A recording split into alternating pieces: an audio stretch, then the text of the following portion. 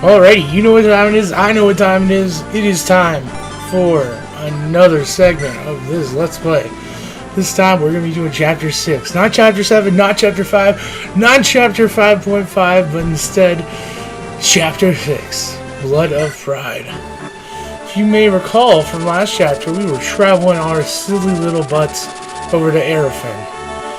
And what are we going to find there? Who knows? Maybe we'll find some love, peace, welcoming banquets, maybe even a feast.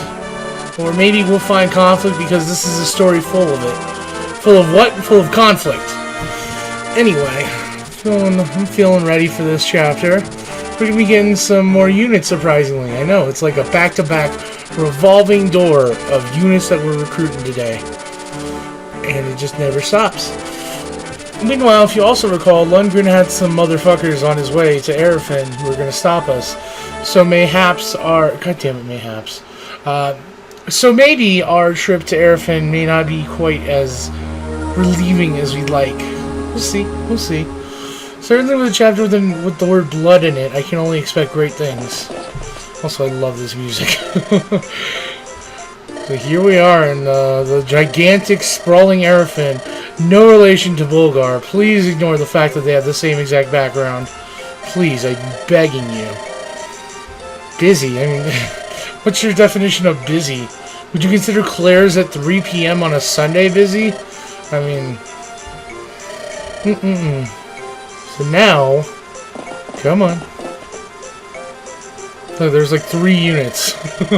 3 green units. That's busy for Lynn. They prepared supplies for us. Does that mean that they're ready to protect us from the long arm of evil?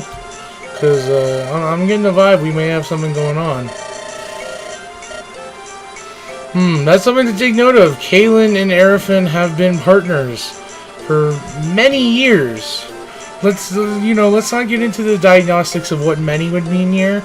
Let's just assume it means at least a generation or 2. So, Arafin and Kaelin, many years. How is that going to pay off? Well, not well, at all. Well, I know how it pays off, dear reader. All I can say is that Arafin sucks. Smooth over that. Come on, Sacaen. Come on now. Yeah, unfortunately we're not going to be getting any soldiers. Or fortunately, soldiers as a class in this game suck. So, they suck righteously. So, I guess it's a good thing we're not getting those stupid soldiers. If anything, we're getting some better classes. Poor Sacaen. Always left out. Always a bridesmaid, never a bride. Oh no, this music's playing. This means... Whoa, the castle's burning. That's something to keep in mind.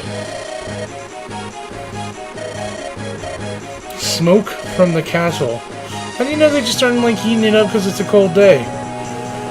I mean, granted, it's probably a fire. Because, I mean, if there's smoke coming from a castle, it's probably not from a fire pit.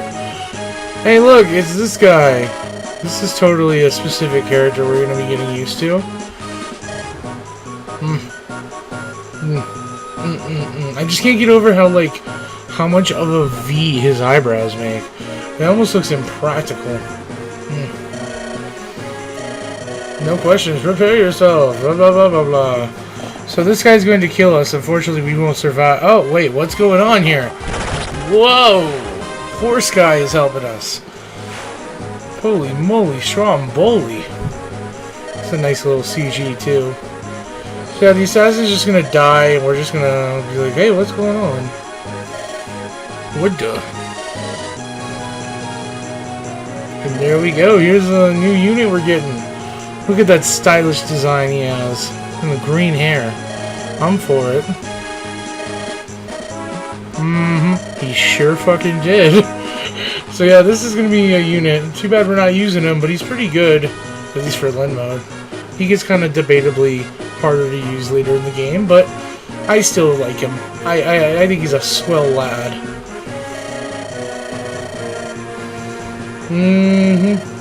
Oh. Ooh. Damn.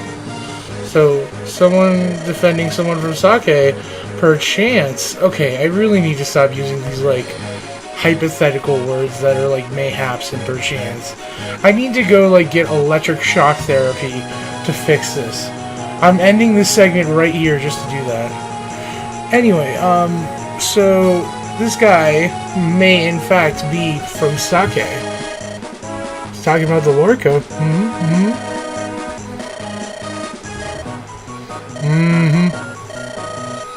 Damn. He really gets quite to the fucking point on that.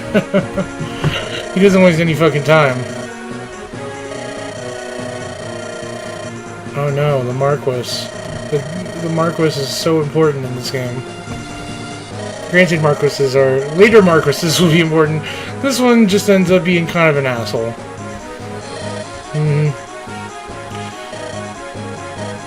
Why would we help? What do you mean, why? Are you, like, upset that we're gonna help? I don't know. I mean, this guy could probably take all these bandits on by himself, no problem.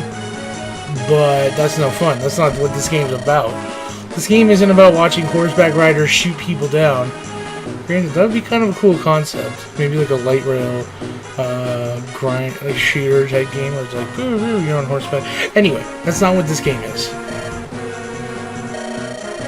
Rath of the Kutola. So, he is in fact from Sacaen as well.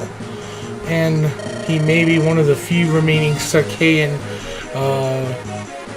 I don't want to say like plainsmen because I feel like that's kind of general. Like, I guess Sacaen.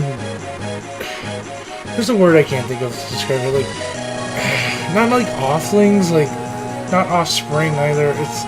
He's from Sacaen and he has Sacaen blood there. That's the pretty way of saying it. So yeah, Lynn and Rath are gonna be bonding over this Sacaen thing. 1,000 curses upon our enemy. Nice. So yeah, that's something to keep in mind. We're gonna have him, and then there's this guy, this lovely gentleman accosting this beautiful woman in her home. Look at that scarf. That scarf is like pure blood red. Hey, for the privilege of, hey, let me see in your place, please, I'll pay. Damn, and she's totally with it too. She's super cool about that. Hey, just I'm gonna be down in the basement. Don't fuck with anything I have. Anyway, that's also a guy to keep in mind. We may in fact be visiting that house almost immediately. We'll see. Secret passageway. What? So there are.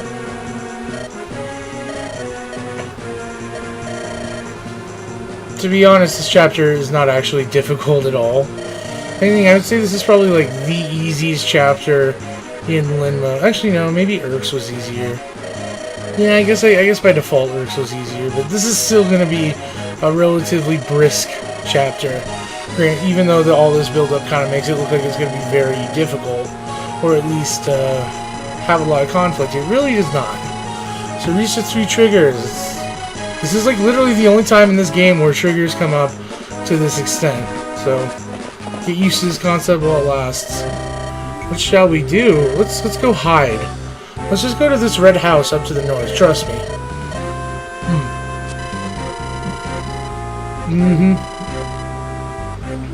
Okay. So going to flee to a red home. That's what you're telling me. Yeah, I know. I want to go to a red home. Look at this. Look at it. It's perfect distance. Perfect. Let's see what goes on here. Oh, listen to that music. That music means we're getting another minion. And here it is, Blood Red Scarf Guy himself. What's his name? Matthew.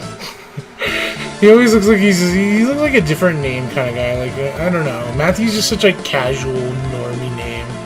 Whatever. Buy my services. What do you mean no need there for a thief? Back the fuck up. Yeah, he's got a point there. Come on now. Yeah, he's got us by the scrote. Come on, just hire him. Matthew's a cool guy. I already like him.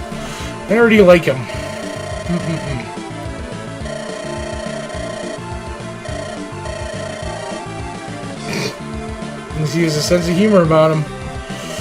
All told, Matthew is a fun character. He's gonna be our first thief. He's, okay, shut up.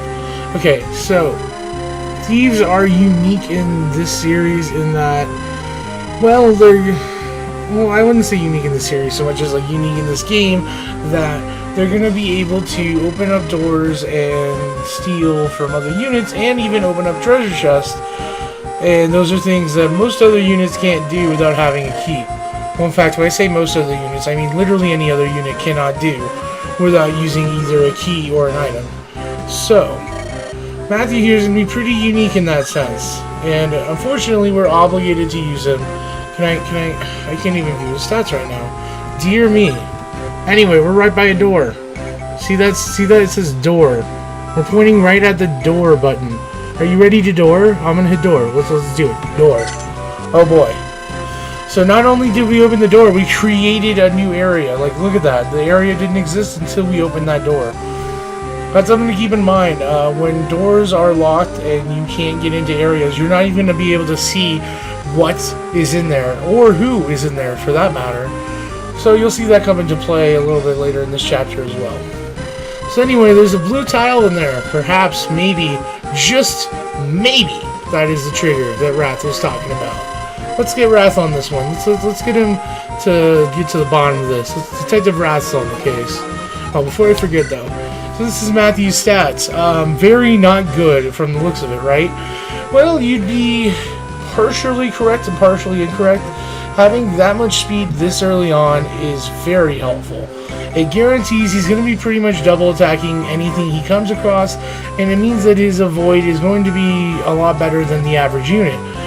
Having that low skill and strength means he's not really going to be the best for attacking, but, I mean, you're not really, at least at this point, you don't want to be using Matthew for attacking that much. He starts with swords, and, I mean, he's more or less going to be sort of similar to Lynn in that he's frail, but can do a lot of damage if you pair him against axe users, or even have the right build set up. In my personal experience, whenever I use Matthew, he does tend to get a lot better once you get him to around like level 8 or so. And getting him up to that level in Lynn mode is not as difficult as you think, so he's certainly worth using, and he's probably one of the best units in the game for his utility alone, because stealing is always going to be helpful. You'll always want to use a thief when there's stuff to steal, because there's going to be a lot of stuff to steal. Not only just in Lynn mode, but in general. And Matthew, much like Sarah, has some of the best availability in the game, so if you like him, you'll get to use him quite a bit. Anyway, that's enough about him. We're not using him, even though he's one of my favorite characters. On to Rath, before I forget. This is Rath. He is kind of, I wouldn't say overpowered. He comes into Lynn mode and he's already able to pretty much deal with things on his own, as opposed to when you look at someone like Florina or Urk or Dorcas or Will or everyone else literally. They kind of, they need a little bit of level ups here and there to get good. Here, Rath can just basically fuck everything up on his own, or at least everything in Lynn mode up, to some degree at least. Right from the get-go. And he's horseback, which is also helpful. So that means if you didn't like Will, but you wanted someone who can do archery and also move further and doesn't have incredibly broken legs and arms when it comes to his stat builds, Rath is probably going to be your guy. Big problem with Rath though is that his availability not amazing. Without spoiling the game, he kind of disappears after Lynn mode, so you'll have to keep that in mind. I'd say he's here for about half the game if we include Lynn mode, which sounds like a lot, but it's really not at a certain point. But that's neither here nor there. We're not going to be using him either way, which is sad because I also really like Rath. Anyway, we're visiting this house with Sacaen. Let's see what this ugly guy has to say for himself. Blah, blah, blah. Can't get the barracks open. Oh, no. Give me a key, man. Oh boy. Oh boy. Okay. So this guy gives us a key so that way we can open up doors without having to use Matthew. Granted, we'll probably want to be using Matthew to open up everything we can, but having the ability to use keys is not a bad thing.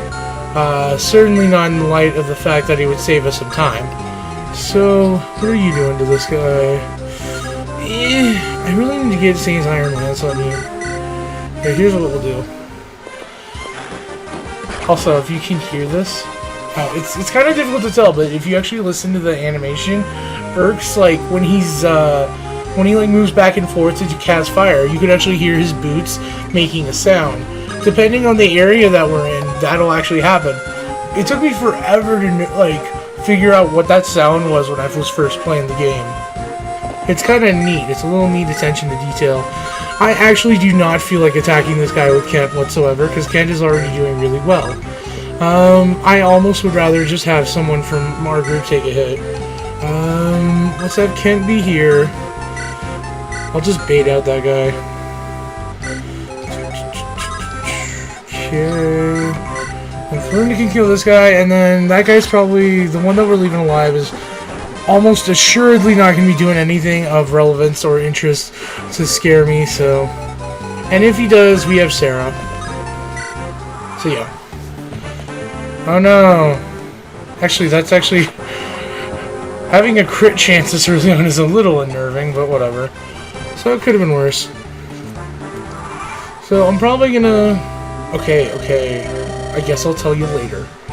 So yes, that is a treasure chest. A very weirdly like shaped one. It kind of looks really ovular, like oblong from the way the game has the perspective, but whatever. It is a treasure chest indeed. What? No, I was agreeing. What? No, that was not a no on my part. Please don't get me wrong. It's an ironclad rule. Yeah. Trust me, I'm all in favor of stealing. Have you seen me play a fucking Obsidian game? Please. Okay, we're going to the chest, blah blah blah blah blah blah blah. Yes, I know, I'm all for it, trust me. So anyway, now we can also open treasure chest with Matthew. We just pull him over here and there's a chest button. No, not as in like touching your chest, but close guess. Instead, we're going to be opening this chest with Matthew. Watch and observe. Angelic robe. It's a very, very helpful item. So, what is that going to do? Well, that's a permanent stat up item. For the less robust. He might as well just be saying use it on Lynn or Florina. So, I'll have to consider who I want to use the Angelic robe on. But basically what it actually does in reality, yeah, it's a permanent stat up. Let me actually go into my inventory and show you. Okay, shut up. I wanted to show the viewer. This stupid game stealing my thunder. Yeah. Okay, so, Angelic Robe. Increases HP by 7 points. That is no insignificant number, my friends. 7 HP points is a lot, especially in Limbo. So, that's going to make someone a lot more durable. It doesn't affect any other stats like their defense or anything like that, but goodness knows. I mean, imagine if we had 7 more defense on someone like Florina, who has 18 HP. That is like, that would be a huge boost for her. Even for someone like Lynn, 19 HP. Granted, she can hold herself a lot better than Florina can at this point, but I mean, you know, just looking at it, like, it would really help. Granted, there is something to consider with most stat-up items.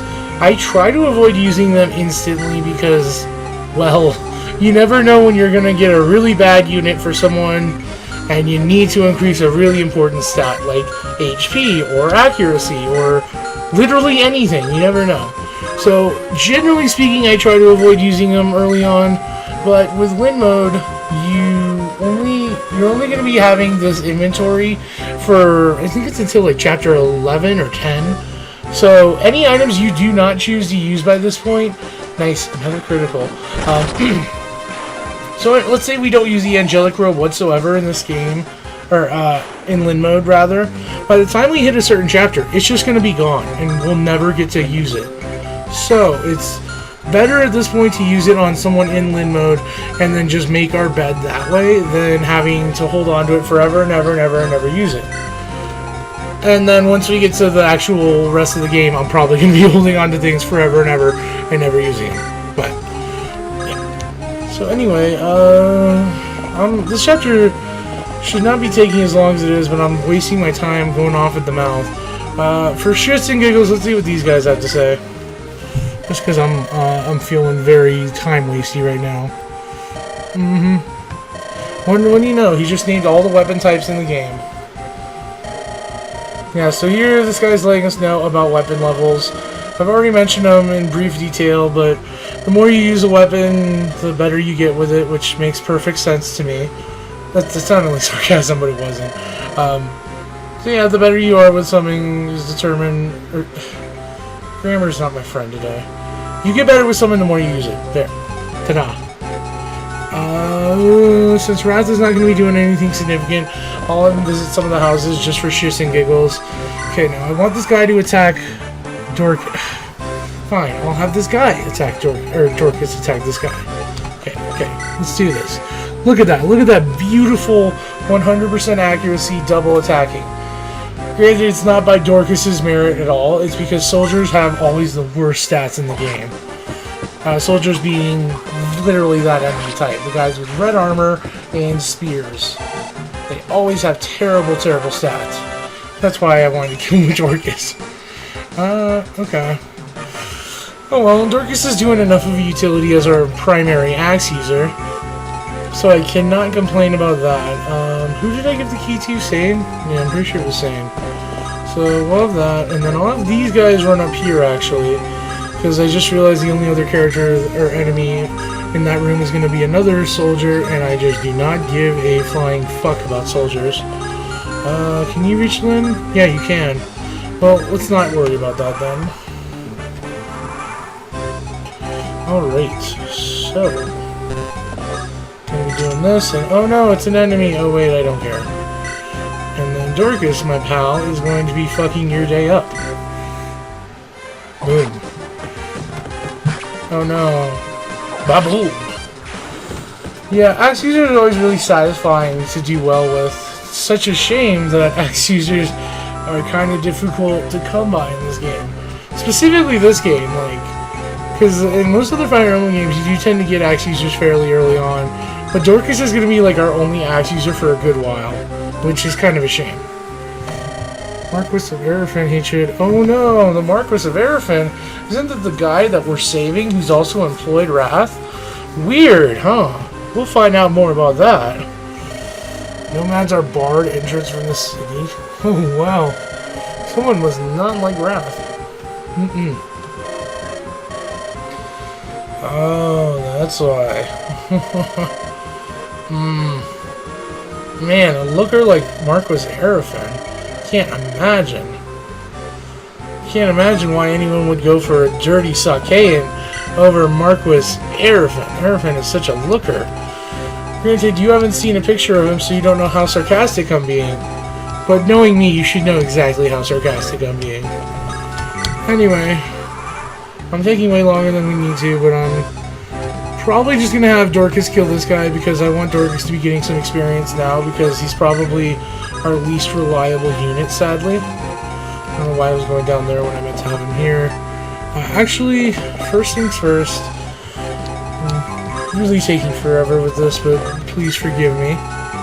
Okay, blah blah blah. God, speed up makes this so nice. I'd probably be speeding up a lot more if I was not Let's Playing, but hey, who cares? So... okay... for real? Okay... now let's see what this guy has to say. So, yeah, no shit, really. Who's that? Never heard of him. It's kind of awkward when you get to scenarios like this, because I think they're always programmed, like, normal houses and, like, buildings and stuff are always programmed to say the same exact thing no matter who you're talking to. So, it results in some funny conversations like these. It's definitely something that gets improved on later in the series, like, in, specifically Fire Emblem Path of Radiance. I know that, like, sometimes you just can't even get anything out of a house if you visit with the wrong character. So, it's something to look forward to if I ever play that game. Chances are I probably eventually will in like 20 years. Anyway, we're healing Dorcas in advance just because fuck it. Did he get fully healed? No, he did not, so that's exactly what I mean. I'm referencing something I talked about last segment with Sarah, but whatever. Sarah doesn't full heal. There you go. Okay. So now, if we have Dorcas, wait, right here. Let's move Matthew out of the way, just right here, just so that way you get this example. Okay, so I guess I have to kill him manually, whatever. Cool. Axes are nice. Oh no. I probably could have finished this chapter by now if I had just rushed it normally, but like I said, I want Dorcas to get a little bit of a head start. Because Urk is handling himself pretty decently, and Florina is Florina. She'll be fine. In fact, I've made an executive decision to give Florina the Angelic Robe right now. Boom. Now she's more than fine. She's on fire. Oh, I can't even... Oh, wow, it already... Okay, so she already has the HP now, too. I thought I'd have to heal her for it, so... Whatever. That is cool to hear. Okay, and then... Let's have Sarah heal. I wonder what's in this upper square that I'm guarding with all my units I want to attack with. Who knows? Who could tell?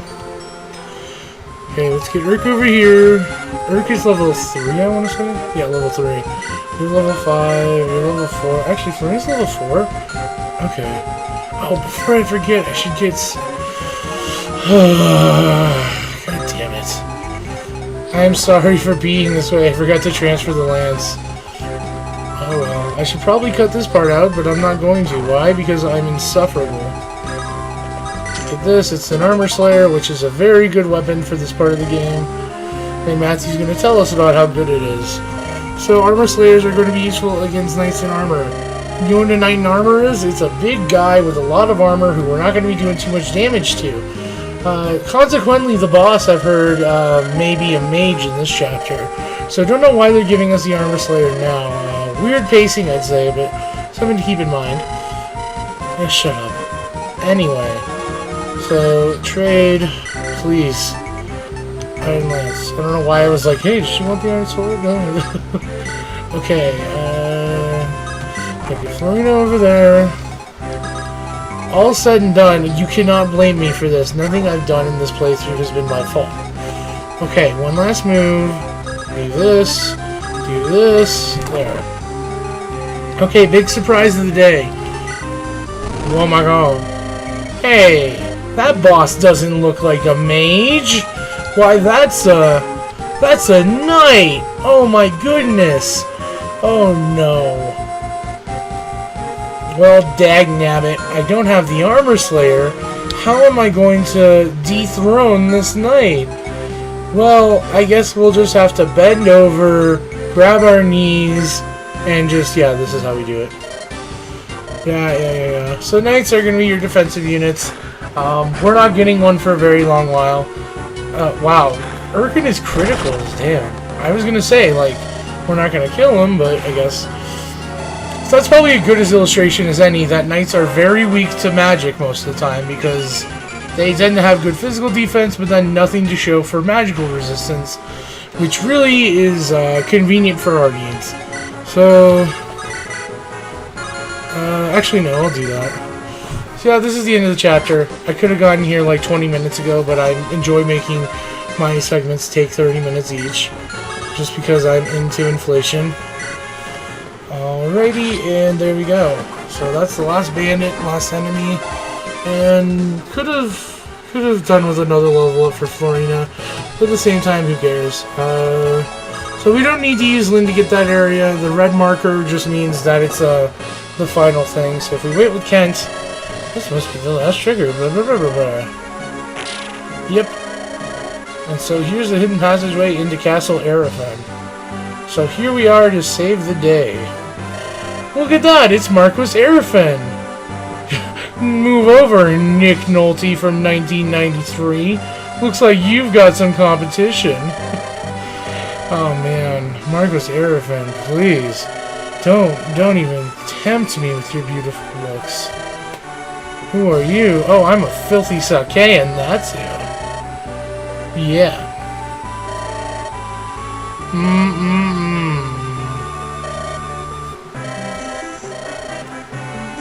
I don't. Not yet. I mean, I do, but not I. Which is the character. Oh, actually we do. Never mind, fuck it. Abort. Joke fail. Ooh, this guy seems like he's not friendly.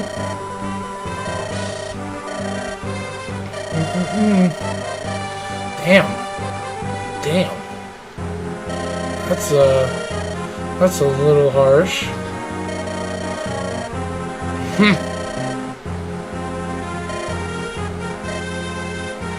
Uh-oh, here we go. Ooh. Racism. Not very good look, dude. Not a very good look.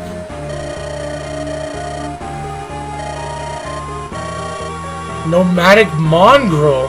Is that how you think the people who just saved your fucking ugly-ass, bony, fucking lipless face? Huh? Yeah, Kent. Insane. Let's kill him. No. Oh, come on, Kent. Why must you always ruin the fun? My man is poorly disciplined.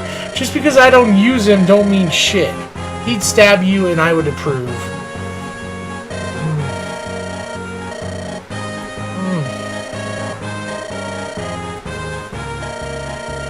Yeah, this guy, if you recall me calling him an asshole, well, he's an asshole. Yeah, scheming, conniving, manipulative, those are all good words. I would use them. Poor Lynn, she's unfortunately going to have to just take this as it is now. And I am proud of her for being proud. I don't blame you. Go Lynn. Anyway, so that's one less thing we have going for us now. Loud is a nice way of saying asshole. So now, what now? Now what now? Well, for now, we have to move on. We don't have Aerofin on our side, so it looks like we're back where we started.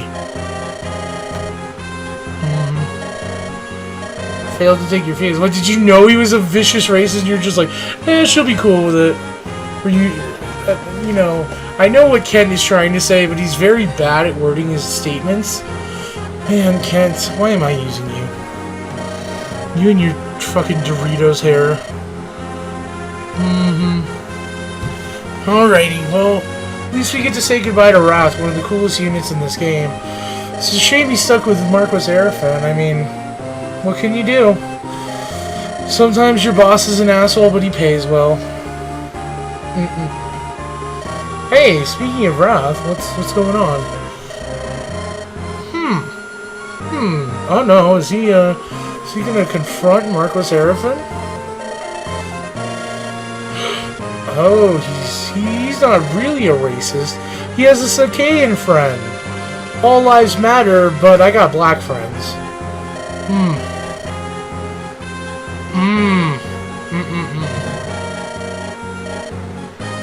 Ooh, and Rath is tearing his ass up. Ooh, lay into him. Come on, Rath. You gotta lay into him. So that's Rath's story. So he's quitting with Marquis Aerofin, thankfully, because I would hate to see him work for such an asshole. Especially a racist one, I'm not. Said my grandfather was ill, so yeah, he is pretty ill. That's one thing we've learned, that her grandfather's dying. And there's nothing we can do to stop it, so we just gotta hurry. Yeah, but we've got you, and you've got a lot of defense, and you can use swords and lances, so I feel good about that.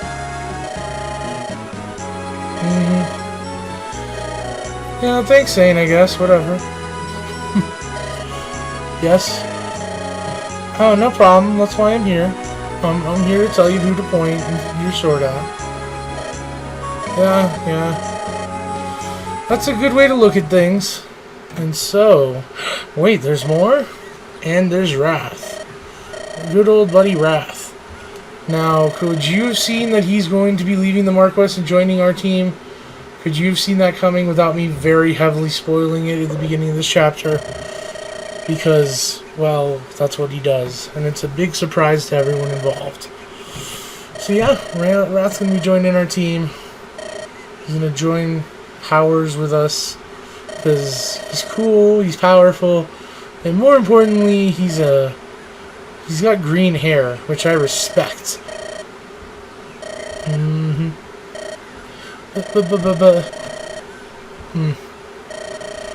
So he gives us gold. I like to imagine he stole from Marco Seraphin that gold before he gave it to us. It makes it a nice little point-full story instead of being a pointless story for going to Arafin. Either way, that's going to mark our visit to Arafin. Blood of Pride is over. And while we've gained a new respect for Lyn and the Sacaen tribesmen that we've got joining our team, we still got some ways to go before we're going to get this arrogance disputed. That's not the word I was looking for. Please forgive me. Please. Anyway, next time we're going to be doing a new chapter. And much with every new chapter lately, we're going to be running into some new faces, some wide open spaces, and we'll be running into some main characters. So that's something to look forward to if you're into that sort of thing.